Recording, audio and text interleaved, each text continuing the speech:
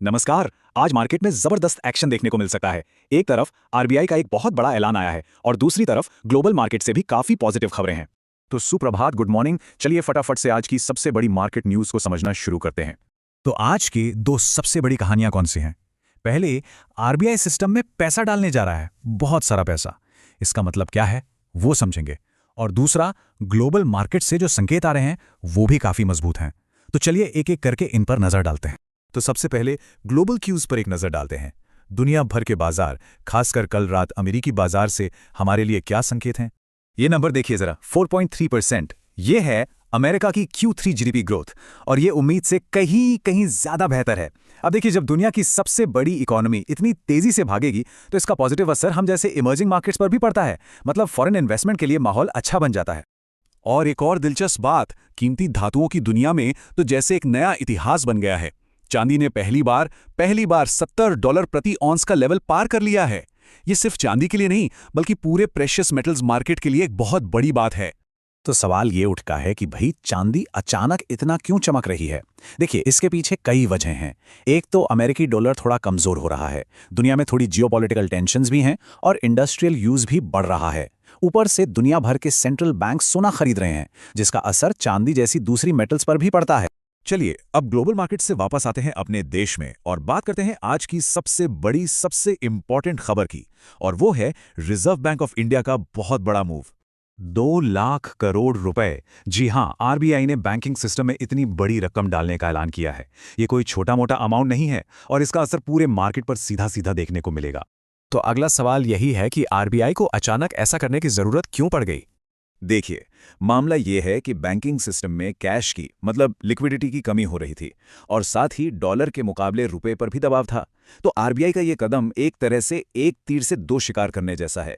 इससे बैंकों के पास पैसा भी आएगा और रुपए को भी सपोर्ट मिलेगा।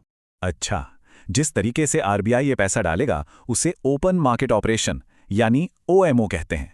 सिंपल भाषा में, आरबीआई मार्केट से सरकारी बॉन्ड खरीदता है और बदले में बैंकों को कैश दे देता है। इससे सिस्टम में पैसा आ जाता है।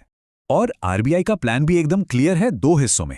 पहला, वो दिसंबर जनवरी में 50-50 हजार करोड़ के 4 ओएमओज करेंगे और दूसरा, $10 बिलियन का एक यूएसडी आईएनआर स्वैप ऑक्शन भी होगा। मतलब ये पूरी तरह से एक सोची समझी स्ट्रैटेजी है। तो इसका असर क्या होगा? सीधी सी बात है, जब बैंकों के पास ज्यादा पैसा होगा तो वो ज्यादा लोन दे पाएंगे। हो सकता है लोन थोड़ा सस्ता भी हो जाए, चाहे वो कार लोन हो, होम लोन हो या बिजनेस लोन। इसका सीधा सीधा फायदा बैंकिंग और कंजम्पशन से जुड़े सेक्टर्स को मिलने की पूरी उम्मीद है। अच्छा, अब इकोनॉमी के एक और जरूरी हिस्से पर नजर डालते हैं, क्रेडिट कार्ड्स पर। क्या लोग पहले की तरह ही खर्च कर रहे हैं?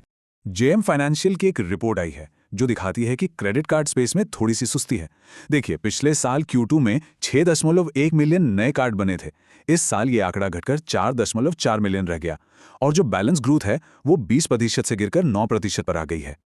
चलिए अब फटाफट से कुछ स्टॉक्स की बात करते हैं जो आज खबरों में बने हुए हैं और जिन पर नजर रखना जरूरी है। सबसे पहले टाटा मोटर्स। इन्होंने अपने ईवी बिजनेस को लेकर एक बहुत ही अग्रेसिव प्लान का ऐलान किया है। 18,000 करोड़ रुपए। इतना बड़ा इन्वेस्टमेंट कंपनी FY25 से FY30 के बीच अपने ईवी बिजनेस में करने जा रही है। और इस पैसे से वो करेंगे क्या? उनका लक्ष्य एकदम साफ है, इंडियन ईवी मार्केट में अपनी लीडरशिप को और मजबूत करना। इसके लिए वो नए प्रोडक्ट्स लाएंगे, चार्जिंग पॉइंट्स का नेटवर्क 10 लाख तक पहुंचाएंगे, 5 नए ईवी मॉडल भी लॉन्च करेंगे और करीब 45 से 50% मार्केट शेयर बनाए रखने का टारगेट है। कुछ और बड़े स्टॉक्स पर भी नजर डाल लेते हैं। रिलायंस और Axis Energy coal block auction में टॉप बिडर बने हैं, जो कोल गैसिफिकेशन में उनके इंटरेस्ट को दिखाता है। अदानी पोर्ट्स ने ऑस्ट्रेलिया में एक एक्विजिशन पूरा कर लिया है और अपना गाइडेंस भी बढ़ा दिया है, जो कि एक पॉजिटिव बात है। और L&T, इन्हें BPCL से एक बहुत बड़ा ऑर्डर मिला है, 5 से 10 हजार करोड़ के बीच का, भारत का सबसे बड़ा पेट्रोकेमिकल प्लांट बनाने के लिए। तो कुल मिला के देखें तो आज मार्केट के लिए सेंटीमेंट काफी पॉजिटिव लग रहा है। आरबीआई का एक्शन और मजबूत ग्लोबल क्यूज दोनों ही सपोर्ट कर रहे हैं। हाँ, एक जरूरी बात, ये सारी जानकारी सिर्फ एजुकेशनल पर्पस के लिए है। हम सेबी रजिस्टर्ड एडवाइजर नहीं है, तो कोई भी इन्वेस्टमेंट डिसीजन लेने से पहले अपने फाइनेंशियल एडवाइजर से सलाह जरूर लें। और अगर मार्केट पर फटाफट अपडेट्स चाहिए तो हमारा फ्री व्हाट्सएप ग्रुप ज्वाइन कर सकते हैं। लिंक आपको चैनल पेज पर मिल जाएगा। और हाँ, अगर ये एनालिसिस अच्छा लगा हो तो इसे लाइक करना और चैनल को सब्सक्राइब करना मत भूलिएगा। इससे हमें और भी अच्छा कंटेंट लाने में मदद मिलती है। तो जाते जाते एक सवाल छोड़ जाते हैं, सिस्टम में इतनी लिक्विडिटी और मजबूत ग्लोबल संकेतों के बीच क्या मार्केट अपनी अगली बड़ी छलांग के लिए तैयार हो रहा है, इस पर जरूर सोचिएगा। आपका दिन अच्छा रहे।